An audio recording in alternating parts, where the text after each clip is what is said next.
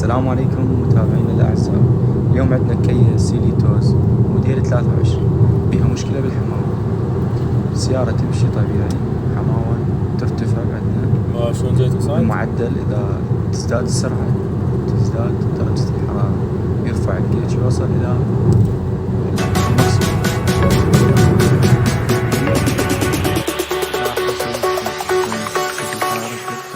Jack it up.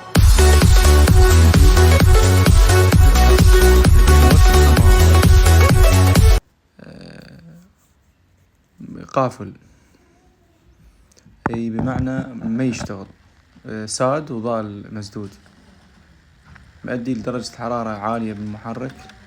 وبالتالي طبعا وسبب الولف الحماوي العاطش انه المروحة عندنا عطلانة تشتغل وتطفى، مو عطلانة فاصلة، بحيث عدة فيتارية والولد خطية راح افتر عليهم ما حصل نتيجة. قالوا له السيارة بيها قازقت. فالحمد لله والشكر فتحنا ولف الحماوة اللي هو براغ 2/12.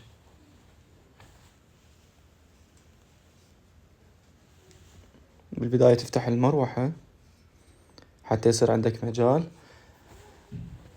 طبعا الغاية من الفيديو انه حتى تتعلمون طريقة فتح وتبديل ولف حماوة. هسه نشوفكم شكل الولف وين مكانه بالضبط.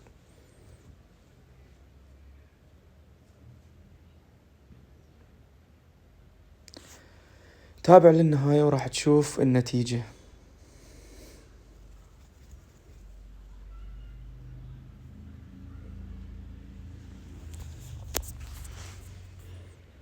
طبعا حادثها بكم، وبسبب اللي مصلحين ما دايرين مي زين، فصاير تكلسات وتأكسد أغلب الحديد الموجود داخل المحرك، بحيث هذا الزنجار اللي تشوفه.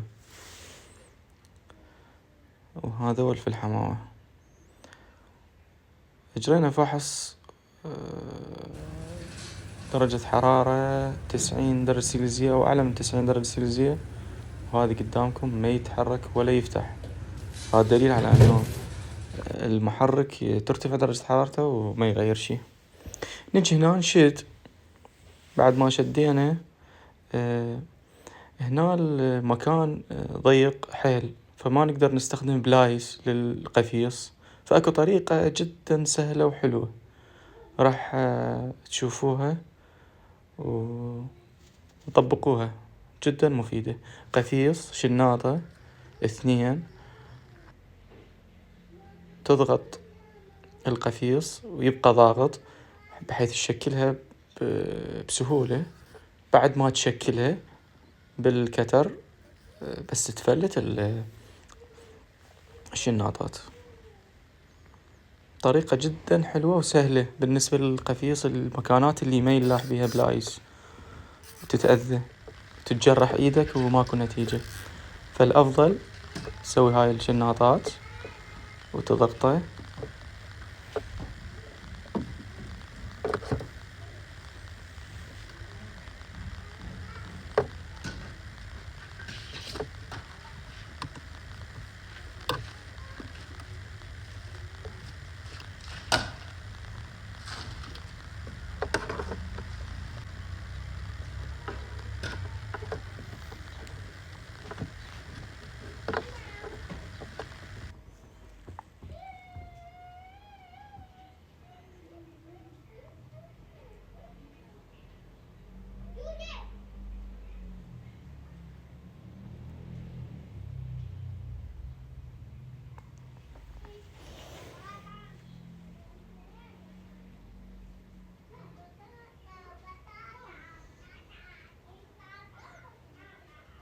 القفيص راح ينضغط فيبقى مفتوح. تشكل الجوين براحتك مكانه.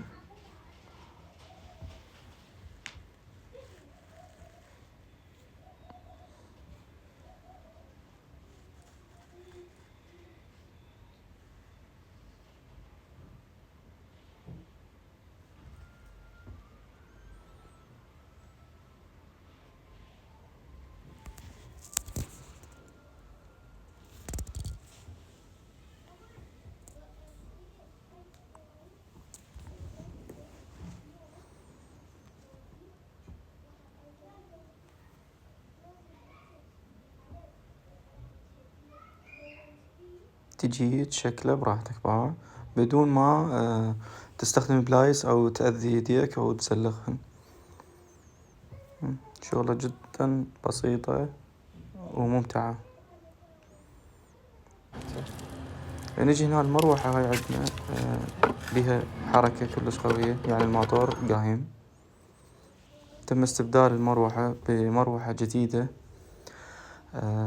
مال تفسيخ. طبعا سعر المروحة 150 ألف دينار عراقي مال تفسيخ، يعني مال وارد أمريكي. هذه القصات اللي تجي عندنا ببغداد.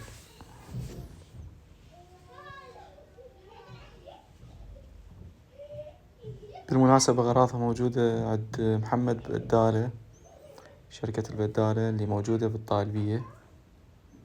كل شي موجود عنده، مو إعلان إله ولكن حقيقة إنسان جدا راقي وتعامله حلو وما قصر وياي بالغراض. نجي نقعد المروحة، براغيها 10، حجم 10.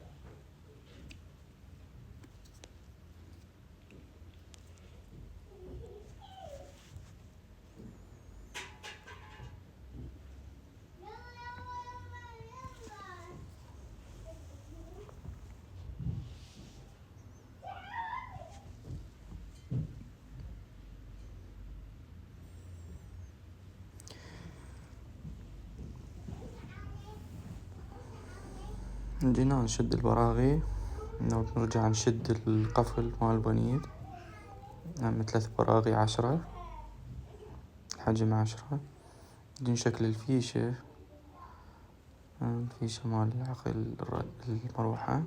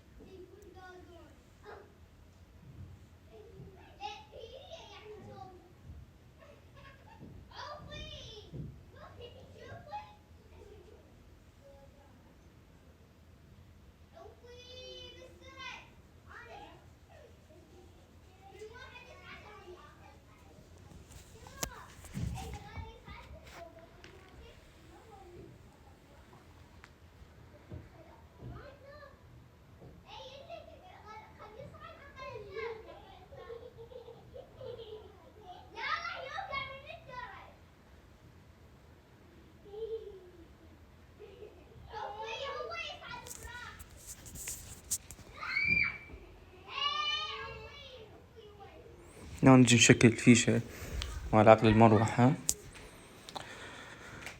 وبهاي الحالة انتهينا من المروحة.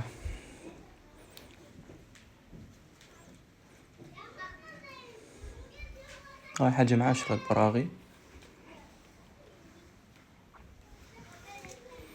يجي نشكل الجوينات.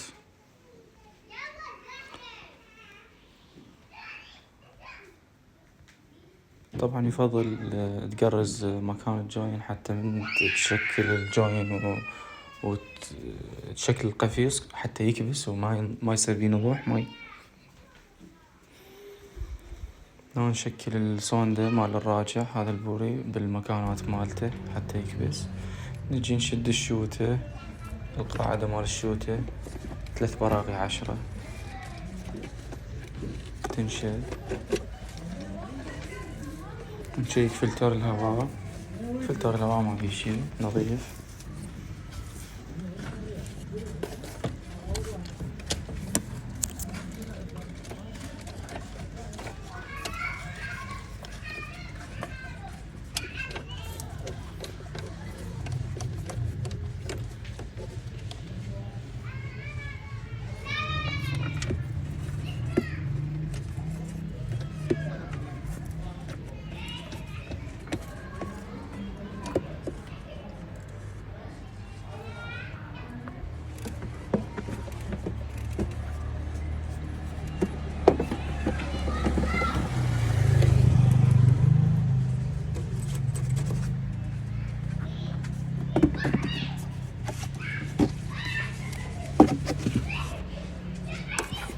بعد ما نشد ونكمل راح نطلع تراي أي تيست، نشوف المشكلة هل هي اختفت أم لا.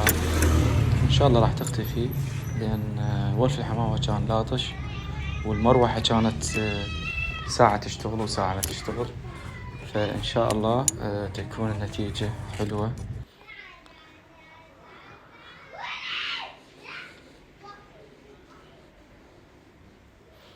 ندير مي يعني مقطر، لأن نعتبره تيست، وبعدين نفرغه حتى هم المنظومة تنغسل. ندير المي الأصلي الزيتي، اللون الأحمر زيتي، هذا الأمريكي أو الألماني، ماكو مشكلة.